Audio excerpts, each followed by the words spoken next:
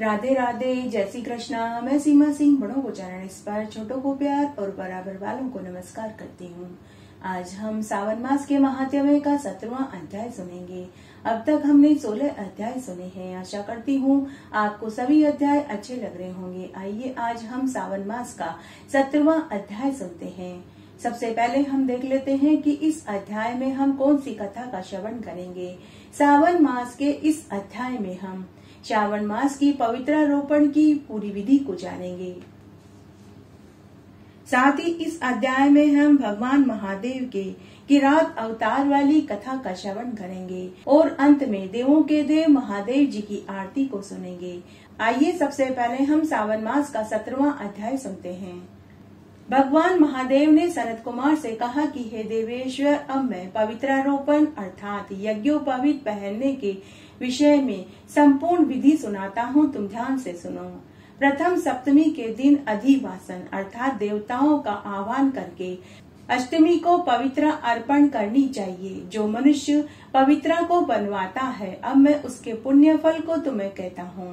पवित्रा बनवाने वाले को सारे तीर्थ में जाकर स्नान करने जितना फल मिल जाता है, क्योंकि शिव रूपी शक्ति सभी में अंश के रूप में निवास करती है। अतः न तो किसी प्रकार की चिंता, नहीं शत्रुओं का भय और नहीं ग्रह दोष सताता है। उसके सभी कार्य उसी क्षण पूरे हो जाते हैं। राजा तथा सामान्य जन के लिए इससे अधिक पुण्य फल देने वाला अन्य कोई साधन नहीं है। स्त्रियों को ऐसा करने से अतुल सौभाग्य की प्राप्ति होती है। अतः उनके लिए ये अनंत फलदायक कोटि गुना बताया गया है। श्रावण मास की शुक्ल पक्ष की सप्तमी को अधिवासन करना चाहिए। पूजा की समस्त सामग्री एकत्रित करके देवी जी के सम्मुख भक्ति भाव से गंध, पुष्प, फल व अनेक प्रकार के वस्त्र आभूषण एकत्रित करके पवित्रा करनी चाहिए। पंचगव्य से प्राशन करना चाहिए। दिग बलि देनी चाहिए। सुंदर पत्रों व वस्त्रों से पवित्रा को ढकना चाहिए। श्री देवी जी के मूल मंत्र का 108 बार जाप करना चाहिए। उसके पश्चात देवी जी के समक्ष पवित्रा प्रतिष्ठापित कर देनी चाहिए। श्री देवी जी के लिए सुंदर मंडप बनाना चाहिए। रात्रि जागरण तथा गीत संगीत में उत्सव करना चाहिए। अगले दिन प्रातः काल उठकर शौच आदि से निवृत्त होकर फिर दिग्बलि देनी चाहिए तथा विधि विधान से श्री देवी जी की पूजा अर्चना करनी चाहिए। स्त्रियों तथा ब्राह्मणों को भोजन कराना चाहिए। फिर पवित्रा देवी जी को अर्पण कर दें। पवित्रारोपण के आरंभ व अंत में दक्षिणा देनी चाहिए। नियम, व्रत आदि अपनी सामर्थ्य के अनुसार धारण करने चाहिए। जुआ, शिकार, मांस, मदिरा का त्याग कर देना चाहिए। ब्राह्मण तथा आचार्य को स्वाध्याय का, वैश्य को कृषि तथा व्यापार का कार्य 7, 5, 3, 1 या आधे दिन के लिए त्याग देना चाहिए। श्रद्धा पूर्वक श्री देवी जी का मनन करना चाहिए। जो लोग विधि विधान से पवित्रारोपण नहीं करते, उनकी 1 वर्ष की पूजा व्यर्थ चली जाती है। अतः श्री देवी जी में शक्ति भक्ति धारण करके पवित्रारोपण का कार्य करना चाहिए। श्रावण शुक्ल अष्टमी को भले ही सूर्य सिंह का हो या फिर कर्क का हो, पवित्रारोपण अवश्य करना चाहिए, क्योंकि पवित्रारोपण नित्य कर्म में ही सम्मिलित है। अतः इसके न करने से महान दोष लगता है। सनत कुमार ने कहा कि हे प्रभु, कृपया मुझे ये बताइए कि यह पवित्रा किस प्रकार बनाई जाती है।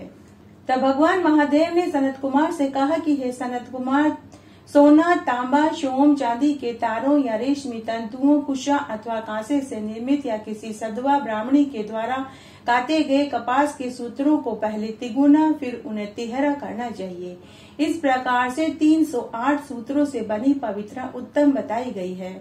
270 सूत्रों की मध्यम और 180 सूत्रों की पवित्रा कनिष्ठ मानी गई है। इनमें से 108 गांठ की उत्तम, 50 गांठ की मध्यम और 36 गांठों की अधम पवित्रा होती है, अथवा 6, 3, 4, 2, 12, 24 व 8 गांठों की पवित्रा बनानी चाहिए। 108 गांठों की उत्तम, 54 गांठों की मध्यम और 27 गांठ वाली कनिष्ठ पवित्रा मानी गई है। देवी जी की मूर्ति के नाभि तक की पवित्रा की सभी गांठें केसर में रंगनी चाहिए। सर्वतोभद्र की वेदी बनाकर देवी जी का पूजन करना चाहिए और देवी जी के सम्मुख कलश और बांस की टोकरी में उस पवित्रा की स्थापना करनी चाहिए। 3 तारों में ब्रह्मा, विष्णु तथा महेश का आह्वान करना चाहिए। 9 सूत्रों में ओंकार, सोम, अग्नि, विधि, नाग, चंद्र, रवि, ईश तथा विश्व देवता का आह्वान करके स्थापना करनी चाहिए। क्रिया, पौरुषी, वीरा, विजया, अपराजिता, मनोन्मणि, जया, भद्रा, मुक्ति तथा ईशा इन नामों के आरंभ में ओम जोड़कर उच्चारण करना चाहिए। संख्या के अनुसार आवर्ती करके आवाहन करना चाहिए तथा चंदन, धूप आदि से षोडशो उपचार विधि से पूजन करना चाहिए। उसके बाद भगवान महादेव सनत कुमार से आगे बोले कि हे सनत कुमार, ये मैंने तुम्हें देवी जी के पवित्रारोपण की पूरी विधि कही है। इसी प्रकार से अन्य देवताओं का प्रतिपदा आदि तिथियों में पवित्रारोपण करना चाहिए। अब मैं विस्तार पूर्वक तुम्हें कहता हूँ, तुम ध्यान से सुनो। कुबेर, लक्ष्मी, गौरी, गणेश, चंद्रमा, बृहस्पति, सूर्य, चंडिका, अम्बा, वासुकी, ऋषि, चक्रपाणी, अनंत, शिव, ब्रह्मा, पितर आदि देवताओं का प्रतिपदा आदि तिथियों में पूजन व पवित्रारोपण करना चाहिए। अतः हे सनत कुमार, यह प्रधान देवताओं का सर्वश्रेष्ठ पवित्रारोपण मैंने तुमसे कहा है। भगवान महादेव आगे बोले कि हे सनत कुमार, अब मैं श्रावण शुक्ल या कृष्ण पक्ष की नवमी तिथि को किए जाने वाले कुछ शुभ कर्मों के विषय में बताता हूँ, तुम ध्यान से सुनो। नवमी तिथि को कुमारी देवी का पूजन करना चाहिए, नक्त भोजन करना चाहिए तथा दूध व शहद मिलाकर भोजन करना चाहिए अथवा दोनों नवमियों को व्रत करना चाहिए तथा कुमारी नाम से चंडिका का पूजन करना चाहिए। चांदी की मूर्ति बनाकर पाप नाशिनी दुर्गा जी की कनेर के पुष्पों से तथा गंध, अगर, चंदन, दशांग, धूप, लड्डुओं से पूजन करना चाहिए। उसके बाद कुंवारी कन्या को भोजन कराना चाहिए। तत्पश्चात मौन धारण करके रात्रि में भोजन करना चाहिए तथा श्रद्धा पूर्वक सपत्नीक ब्राह्मणों को भोजन कराना चाहिए। इस प्रकार श्रद्धा भक्ति पूर्वक से श्री दुर्गा जी का पूजन करने वाला इस उत्तम लोक में निवास करता है, जहाँ बृहस्पति जी निवास करते हैं। भगवान महादेव आगे बोले कि हे सनत कुमार, यह नवमी का व्रत मनुष्यों के दुखों का, समस्त पापों का नाश करके धन संपत्ति, पुत्र पौत्र आदि की वृद्धि करके अंततः उत्तम गति को प्राप्त करता है। आइए अब हम भगवान महादेव के किरात अवतार वाली कथा का श्रवण करते हैं।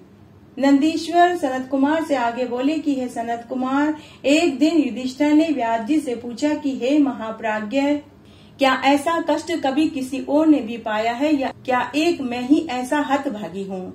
मैं तो समझता हूँ कि इस प्रकार का मेरे जैसा दुख किसी को न मिला हो। यह सुनकर व्यास जी बोले कि नहीं, औरों ने भी एक से एक कठिन दुख पाए हैं। निषद देश का स्वामी नल तो आपसे भी अधिक दुख पा चुका है। राजा हरिश्चंद्र ने भी बड़ा दुख पाया। रामचंद्र जी भगवान को भी इसी प्रकार का दुख देखने को मिला। ऐसा कौन है जो शरीर पाकर दुखी न हुआ हो? पहले माता के गर्भ में जन्म ही दुख का कारण है। बाल्य अवस्था भी कष्ट कारक है। युवा अवस्था भी दुख रूपी कामनाएं सताती रहती है। वृद्धावस्था में मरण रूप तो महान दुख को देने वाली होती है। अतः ये सब मिथ्या है। तुम सत्य का आचरण करो। शिव जी सत्य से ही प्रसन्न होते हैं, अतः मनुष्य को वही करना चाहिए।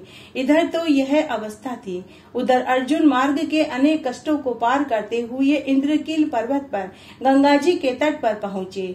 फिर जैसा व्यास जी ने उपदेश दिया था उसके अनुसार उन्होंने अपने वेशादी बनाए और इंद्रियों को वश में कर पार्थिव बनाकर शिव जी का ध्यान करने लगे। वे तीनों काल स्नान कर अनेक प्रकार से शिव उपासना करने लगे। उस उपासना से अर्जुन के सिर से तेज निकलने लगा, जिससे देखकर चर जीवों को भय उत्पन्न हो गया। वे मनी मन सोचने लगे कि यह तेज कब शांत होगा। यह बात कहने के लिए लोग इंद्र के पास गए। अर्जुन के कठिन तप का वृतांत कहा। शचीपची वृद्ध ब्राह्मण ब्रह्मचारी का वेश बनाकर अर्जुन की परीक्षा लेने के लिए गए। उन्हें अपनी ओर आते देखकर अर्जुन ने उनकी पूजा करी और पूछा कि इस समय आप कहाँ से आ रहे हैं? ब्राह्मण वेशीय इंद्र ने वह न कहकर अर्जुन से यह कहा कि तुम इतनी थोड़ी अवस्था में तपस्या क्यों कर रहे हो? यह तुम्हारा तप सर्वदा मुक्ति के लिए है या जय के लिए है? उसके बाद अर्जुन ने अपना सारा मंतव्य कहा। यह सुनकर ब्राह्मण रूप में इंद्र ने कहा कि तुम्हारा यह तप शास्त्र धर्म से युक्ति संगत नहीं है, क्योंकि यह तप तो मुक्ति दाता है और इंद्र मोक्ष का नहीं सुख का दाता है। यह तप करना तुम्हारे योग्य नहीं है। यह सुनकर अर्जुन क्रोधित हो गए और इंद्र रूपी ब्राह्मण से बोले कि आप ऐसा क्यों कहते हैं? मैं न तो राज्य के लिए और न ही मुक्ति के लिए, किंतु व्यास जी के वचनों के लिए तप कर रहा हूँ।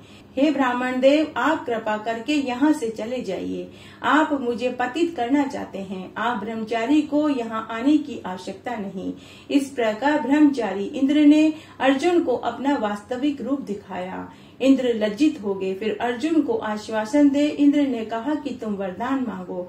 अर्जुन ने कहा कि शत्रुओं से विजय दिलवाइए। इस प्रकार इंद्र ने दुर्योधन सहित भीष्म, द्रोण, कर्ण आदि वीरों को, दुर्जय द्रोण पुत्र अश्वत्थामा को शिवजी का अंश बताते हुए अपनी असमर्थता व्यक्त की और कहा कि इसके लिए शिवजी समर्थ हैं। तुम एकमात्र शिवजी की आराधना करो। पार्थिव विधान से अनेक उपचारों से युक्त सर्वतो भाव से शिवजी की सेवा करो। तुमको अजर सिद्धि प्राप्त होगी। अर्जुन से ऐसा कहकर इंद्र उनकी रक्षा के लिए वहां अपने कुछ अनुचरों को नियुक्त कर शिवजी के चरणों का ध्यान करते हुए पुनः अपने लोक को चले गए। अर्जुन संग्राम में विजय पाने के लिए वहां रहे उसी विधि से शिवजी को प्रसन्न करने के लिए तपस्या करने लगे। नंदीश्वर आगे बोले कि हे सनत कुमार, अब अर्जुन ने व्यास जी की बतलाई विधि से शिवा अर्चन किया।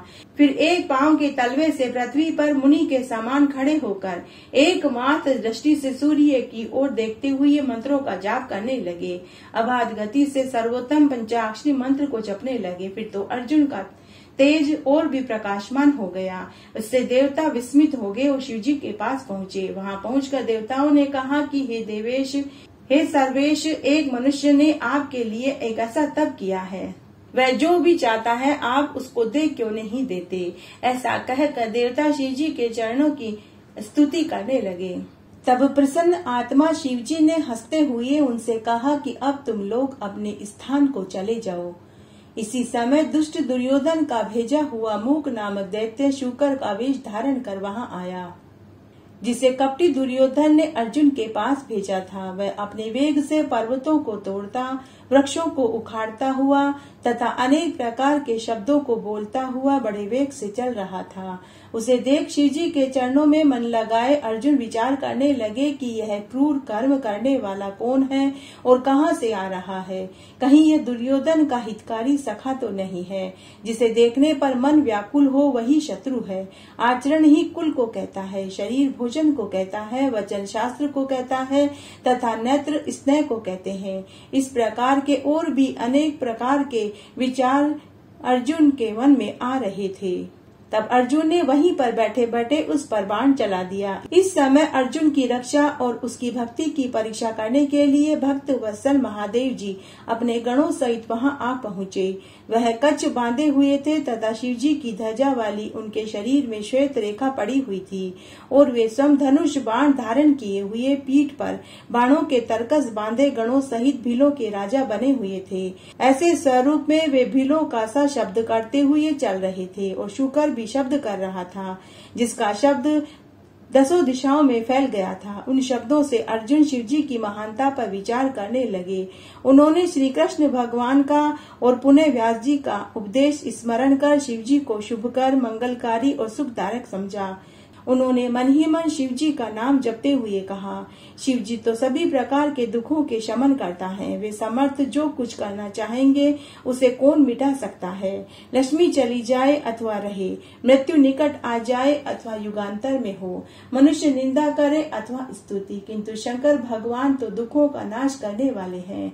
हमारे जैसे पुण्य और पाप होते हैं, शिवजी वैसा ही सुख और दुख देते हैं, परंतु वे इतने दयालु हैं कि भक्तों को सुख देते हैं, इसमें कोई संदेह नहीं है। जैसे शुद्ध किया हुआ सुवर्ण शुद्धि को प्राप्त होता है, वैसे ही महादेव जी परीक्षा से भक्त को शुद्ध करते हैं। पूर्व मुनियों का यही कथन है, इस कारण मैं उन्हीं के भजन से सुख पाऊंगा। ऐसा विचार कर अर्जुन ने अपने धनुष पर फिर बाण चढ़ाया तो उसी समय उस शुकर का पीछा करते हुए महादेव जी भी वहां वहां आ पहुँचे। उन दोनों के बीच में वह शूकर अद्भुत पर्वताकार दिखाई पड़ा। अर्जुन और शिवजी के साथ ही उस पर बाण छोड़ा। शिवजी का बाण शूकर की पूंछ में तथा अर्जुन का बाण उसके मुख में लगा। उसके लगने से शूकर मूर्छित हो जमीन पर गिर पड़ा। बाण उसके मुख से पार कर पृथ्वी में समा गया। शूकर मर गया। देवताओं ने हर्ष की ध्वनि करी और पुष्प बरसाए। शिवजी भी संतुष्ट हो गए। अर्जुन को भी सुख मिला। मरते समय उस दैत्य ने और भी अनेक रूप दिखाए, जिसे देखकर अर्जुन ने कहा कि अहो, यह तो शूकर रूप धारण कर मुझे मारने ही आया था। शिवजी ने ही मेरी रक्षा करी है। फिर शिवा शिव जपते हुए अर्जुन ने वहां पर स्थित शिवजी की स्तुति करी और बारंबार प्रणाम किया। नंदीश्वर आगे बोले कि हे सनत कुमार, इस समय शिवजी ने अपने सेवकों को भेज मृत शूकर के पास से अपना बाण मंगवाया। उधर से अर्जुन भी अपना बाण लेने आया। उस समय उन दोनों का विवाद हो गया। अर्जुन ने गण को ताड़न कर अपना बाण ले लिया। गण ने कहा कि ये दोनों बाण हमारे हैं, इनको छोड़ दो। अर्जुन ने शिवजी का स्मरण करके स्तुति करी। गण ने कहा कि तू झूठा तपस्वी है, बाण हमारा है। यदि तेरा है तो इसका फल दिखा, मैं पहचान लूंगा। अर्जुन ने कहा कि बाण के फल पर मेरा नाम अंकित है, तुझे क्यों दिखाऊं? जब तेरा स्वामी आएगा तब मैं बाण दिखाऊंगा। तेरे साथ मेरा युद्ध शोभा नहीं देता। तेरे स्वामी से युद्ध करूंगा। मेरा बल देखना है तो अपने स्वामी को लेकर आ। अर्जुन के ऐसा कहने पर भील वाहिनी पति किरात रूप शिवजी के पास गया। अर्जुन का सारा कहा हुआ सच कहा। यह सुनकर किरातेश्वर प्रसन्न हो शीघ्र ही अपनी सेना सहित वहां आ पहुँचे। अर्जुन भी किरात की सेना देखकर धनुष बाण लेकर उनके सामने पहुँच गए।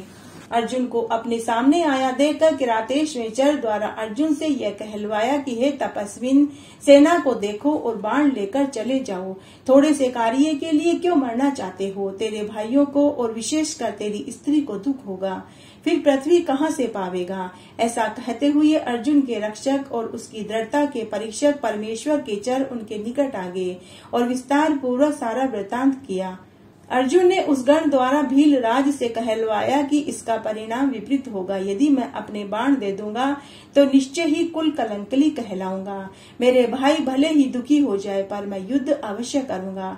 श्रृंगार से सिंह भयभीत होता हुआ नहीं सुना, वंचर से राजा नहीं डरता। जब अर्जुन ने ऐसे कहा तो वह भील अपने स्वामी के पास जाकर फिर से सारा वृतांत कह सुनाया।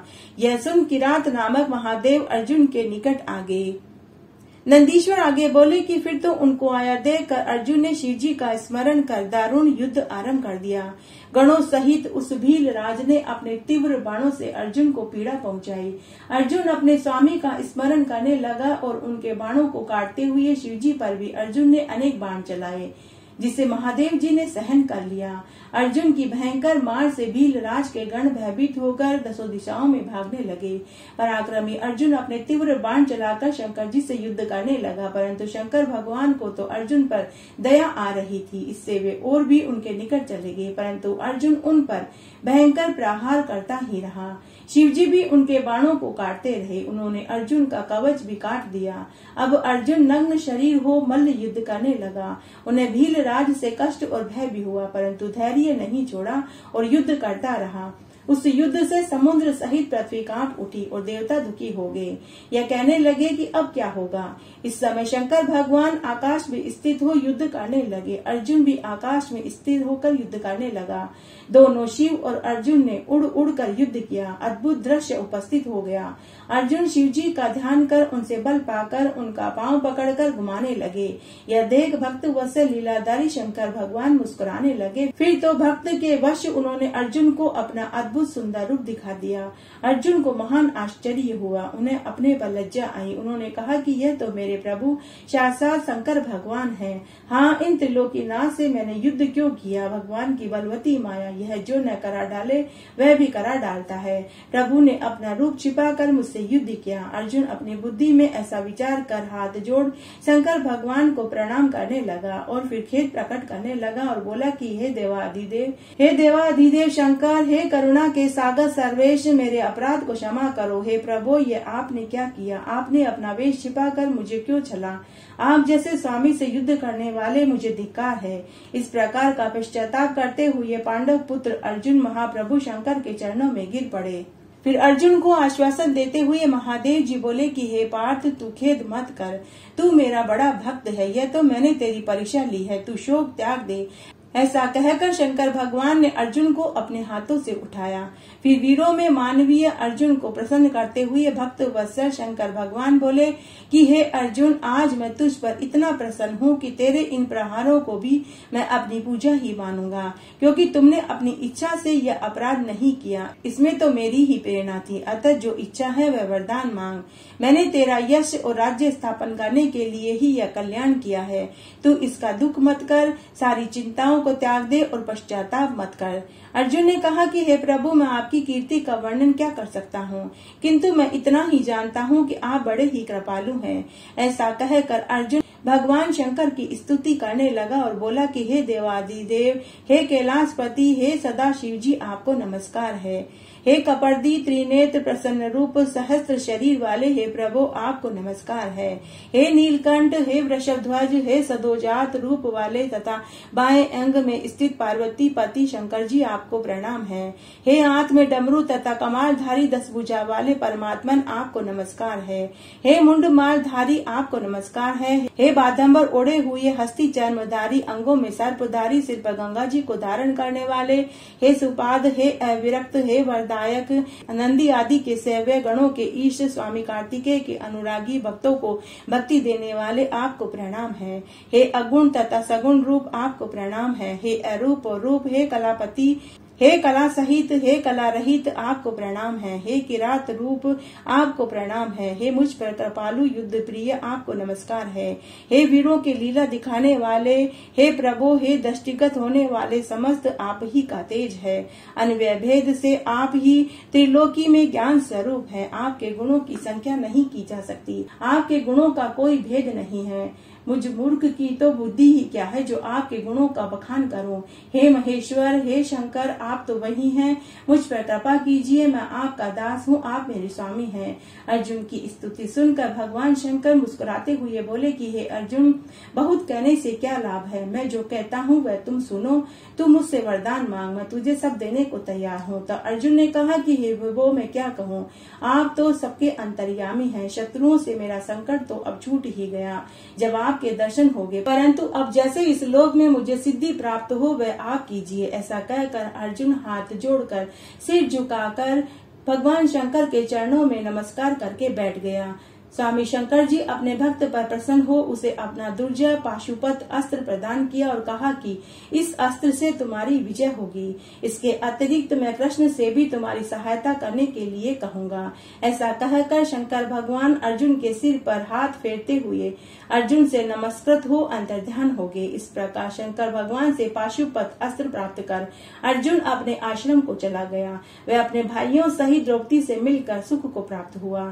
शंकर जी की प्रसन्नता प्राप्त कर भाइयों सहित पांडव बड़े ही आनंदित हुए। उनके आश्रम में चंदन युक्त पुष्पों की वर्षा हुई। सबने शंकर भगवान को धन्य धन्य कहकर नमस्कार किया। फिर अवधि को निकट आया जान उन्होंने विजय की इच्छा की। इसके पश्चात वहाँ कृष्ण भगवान आए, जिनसे मिलकर पांडव सुखी हुए और किरात नामक शंकर जी के अवतार की यह कथा संपूर्ण मनोरथों को पूर्ण करने वाली है। यह 88 अवतारों की कथा पूर्ण हुई। आइए इस अध्याय में सावन मास की एक पौराणिक कथा को सुनते हैं। एक बार की बात है, माता पार्वती जी और शंकर भगवान मृत्युलोक में भ्रमण कर रहे थे। माता पार्वती जी ने देखा कि पृथ्वी पर बहुत से लोग सावन मास में महादेव जी की पूजा पाठ कर रहे थे। मंदिरों में, देवालयों में हर हर महादेव जी की गूंज उठ रही थी। आरती, यज्ञ और रात्रि जागरण और भजन कीर्तन में वातावरण गुंजायमान हो रहा था। तब माता पार्वती जी ने महादेव जी से कहा कि हे देव, पृथ्वी पर लोग आपकी कितनी पूजा पाठ करते हैं, आप उन सभी की मनोकामनाएं पूरी क्यों नहीं कर देते। तब महादेव जी ने कहा कि हे प्रिय, ये सभी लोग मात्र दिखावा करते हैं, असली भक्त तो बिरले ही हैं। परंतु माता पार्वती जी नहीं मानी। तब भगवान महादेव और माता पार्वती जी ने उन सब की परीक्षा लेनी चाहिए। तब भगवान शंकर ने एक कोड़ी का और माता पार्वती जी ने सुंदर 16 साल की विवाहित औरत का पति पत्नी का वेश बनाया और एक गांव में शिव मंदिर की सीढ़ियों पर आकर के बैठ गए। भगवान शिव जो कोड़ी वेश में थे, उनके शरीर पर मक्खियां भिनभिना रही थी, नाक में से सेड़ा निकल रहा था, आंखों में गिड़ भरा हुआ था और शरीर पर से रह रह कर खून रिस रहा था। भगवान शंकर ने ऐसा भयंकर रूप धरा था कि जो भी देखता था वह इंसान मुंह मोड़ लेता था, जबकि माता पार्वती जी ने एक सुंदर कोमल 16 साल की नव युवक विवाहिता का रूप धरा। उस शिव मंदिर में अनेक भक्त उतर और चढ़ रहे थे, लेकिन जो भी उनको देखता वह नाक मुंह सिकोड़ लेता था और अपने मुंह पर रुमाल रख कर चला जाता। कोई कहता कि देखो देखो इसकी कितनी सुंदर युवती है, परंतु इस बिचारी का तो नसीब ही खराब है, एक बदसूरत कोढ़ी युवक इसका पति है। माता पार्वती जी आने जाने वाले लोगों से मदद की गुहार लगा रही थी कि कोई हमारी मदद कर दो, कोई हमें रहने को आसरा दे दो, लेकिन किसी ने भी उनकी मदद नहीं करी। उस गांव में एक महात्मा और एक राजा था। वे दोनों ही भगवान महादेव के परम भक्त थे। उन दोनों में हमेशा इस बात पर ठनाठनी होती थी कि कौन सच्चा शिव भक्त है। वो दोनों रोज शिव मंदिर में घंटों बैठकर पूजा पाठ यज्ञ हवन करते थे। ज्ञानी महात्मा भगवान शिव का मंत्रों और फूलों से अभिषेक करता था, तो राजा भगवान शिव का सोने चांदी हीरे मोती के आभूषणों से अभिषेक करता था। राजा ने अपना सारा राजकोष भगवान शिव की पूजा में खर्च कर रहा था। राजा ने प्रजा के सुख दुख की ओर ध्यान देना ही बंद कर दिया और उधर वैज्ञानिक महात्मा ने भी सच का मार्ग छोड़ दिया। वह मात्र दिखावा कर रहा था। जो भक्त दिखावा कर रहे थे उनसे बड़ा शिव भक्त और कोई नहीं। माता पार्वती जी शिव मंदिर में आने जाने वाले लोगों से मदद की गुहार लगा रही थी, लेकिन किसी ने भी उनकी मदद नहीं करी। जो भी शिव भक्त मंदिर में दर्शन करने के लिए आता वह माता पार्वती जी की तरफ सिक्के 2 सिक्के फेंक कर नाक मुंह सिकोड़ कर चले जाते। माता पार्वती जी जिन्हें बड़ा सच्चा शिव भक्त समझती थी, वे भी पूजा करके चले गए। अर्थात वैज्ञानिक महात्मा और राजा भी पूजा करके चले गए। उन्होंने भगवान महादेव और माता पार्वती जी की तरफ जो कोढ़ी वेश में और विवाहिता के वेश में थे, उनकी तरफ उन दोनों ने देखा तक भी नहीं। इस तरह सुबह से दोपहर हो गई, शाम होने वाली थी।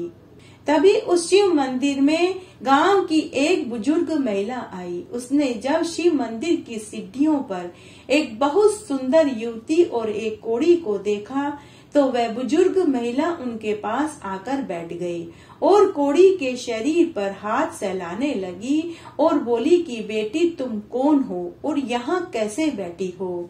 तब माता पार्वती जी जो विवाहिता के वेश में थी, वो बोली कि माँ जी मेरा नाम गोरा है, ये मेरे पति हैं, हम दूसरे गांव से आए हैं। हमारे घर वालों ने हमें तिरस्कार करके घर से निकाल दिया है। हम यहाँ आसरा मांगने आए थे, परंतु हमारी किसी ने मदद नहीं करी। माँ जी क्या आप हमारी मदद करेंगी? हम आपका यह उपकार कभी नहीं भूलेंगे।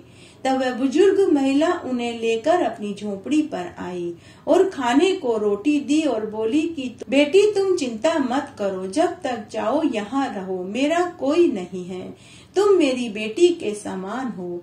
हम दोनों मिलकर तुम्हारे पति की सेवा करेंगे। मैं रोज शिव मंदिर से चरणामत लाऊंगी और तुम्हारे पति के कोढ़ वाली जगह लगाऊंगी। भगवान भोलेनाथ तुम्हारे पति को जल्दी ठीक कर देंगे। इस तरह वे रात्रि में सो गए। सुबह बुढ़िया माई जल्दी उठी, स्नान आदि करके शिव मंदिर में गई और वहां से चरणामत लेकर के आई और कोढ़ी वेश में भगवान महादेव के कोढ़ वाली जगह पर चरणामत लगाने लगी। तभी आश्चर्यजनक घटना घटित हुई। कोड़ी वेश में भगवान महादेव और विवाहिता के वेश में माता पार्वती जी अपने असली रूप में प्रकट हो गए। बुढ़िया माई उनके चरणों में गिर पड़ी। तब भगवान शिव और माता पार्वती जी ने उन्हें पूरी बात बताई कि हम यहाँ यह रूप धर कर पृथ्वी पर शिव भक्तों की परीक्षा लेने आए थे, लेकिन बुढ़िया माई तुमसे बड़ा कोई शिव भक्त नहीं, हम दोनों तुमसे प्रसन्न हैं, तुम कोई वरदान मांगो। तब बुढ़िया माई ने कहा कि हे महादेव, हे पार्वती जी, मुझे आपके दर्शन हो गए, मेरा जीवन सफल हो गया, मुझे कुछ नहीं चाहिए। अगर आप मुझे कुछ देना चाहते हैं तो आप मुझे साथ अपने लोक में लेकर चलिए। तभी वहाँ एक देव विमान आया।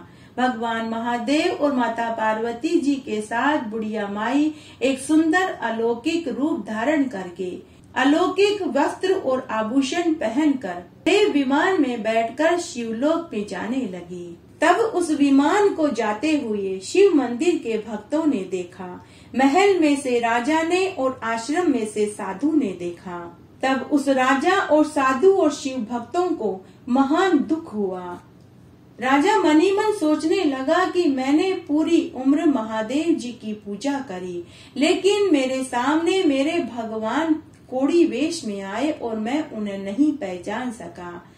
उसे महान पछतावा होने लगा। उसने अपना घर बार सब त्याग दिया और जंगल में जाकर कठोर तपस्या करने लगा। उधर वह साधु भी महान दुखी हुआ। वह साधु भी अपनी पूजा पाठ के ऊपर और दिखावे के ऊपर पछताने लगा। वह भी मनी मन सोचने लगा कि मेरे भगवान मेरे सामने थे, लेकिन मैं उन्हें नहीं पहचान पाया। तब साधु ने भी अन्न जल त्याग कर कठोर तपस्या करी। हे शंकर भगवान, जैसे आपने बुढ़िया माई को दर्शन दिए वैसे सबको देना, कहानी कहने वाले को, सुनने वाले को और हुक्कारा भरने वाले को। घटती हो तो पूरी हो, पूरी हो तो परवान चढ़े, भूले बिसरे नाम तेरे भंडार में भरे।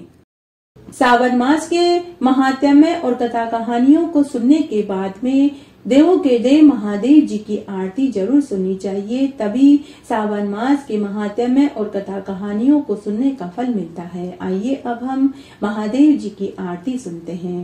ओम जय शिव ओंकारा, स्वामी हर शिव ओंकारा, ब्रह्मा विष्णु सदा शिव अर्धांगीकारा।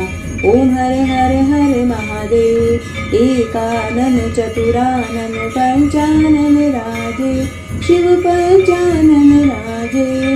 हंसासन गरुड़ासन ऋषिवाहन साजे। ओम हरे हरे हरे महादेव, दो भुज चार चतुर्भुज दस भुज के सोवे, शिव दस भुज अति सोवे। तीनों रूप निरखता त्रिभुवन जन मोहे। ओम हरे हरे हरे महादेव, अशुमाला वनमाला मुंडमाला धारी, शिव मुंडमाला धारी। त्रिपुरारी मुरारी कर कमला धारी। ओम हरे हरे हरे महादेव, श्वेतांबर पीतांबर बादांबर अंगे, शिव बादांबर अंगे। सनकादिक गरुड़ादिक भूतादिक सांगे। ओम हरे हरे हरे महादेव, करके मध्य कमंडल चक्र त्रिशूल धरता, शिव चक्र त्रिशूल धरता। सुख करता दुख हरता, जग पालन करता। ओम हरे हरे हरे महादेव, 64 योगिनी गावत नृत करत भेरू, शिव नृत करत भेरू। बाजत ताल मृदंगा अर बाजत डमरू। ओम हरे हरे हरे महादेव, काशी में विश्वनाथ विराजे, नंदो ब्रह्मचारी, शिव नंदो ब्रह्मचारी। नितोट दर्शन पाऊं, नितोट भोग लगाऊं, महिमा अति भारी। ओम हरे हरे हरे महादेव, लक्ष्मी वर सावित्री पार्वती संगे, शिव पार्वती संगे। अर्धांगी गायत्री सिर सोहे गांगे। ओम हरे हरे हरे महादेव, ब्रह्मा विष्णु सदा शिव जानत अविवेका, शिव जानत अविवेका। रणवाघर में शोभित ये तीनों एका। ओम हर हर हर महादेव। त्रिगुण स्वामी जी की आरती जो कोई जन गावे, शिव जो कोई जन गावे। कहत शिवानंद स्वामी मन वांछित फल पावे। ओम हर हर हर महादेव। जहो महादेव जी की जय, जहो गोरा पार्वती की जय, जहो कार्तिकेय भगवान की जय, जहो गणेश जी भगवान की जय। इस तरह आज हमने सावन मास का 17वां अध्याय सुना। आशा करती हूँ यह आपको जरूर पसंद आएगी। मेरे साथ बने रहने के लिए आपका धन्यवाद। आगे आने वाली कथा कहानियों के लिए भी आप इसी तरह मेरे साथ बने रहें। धन्यवाद।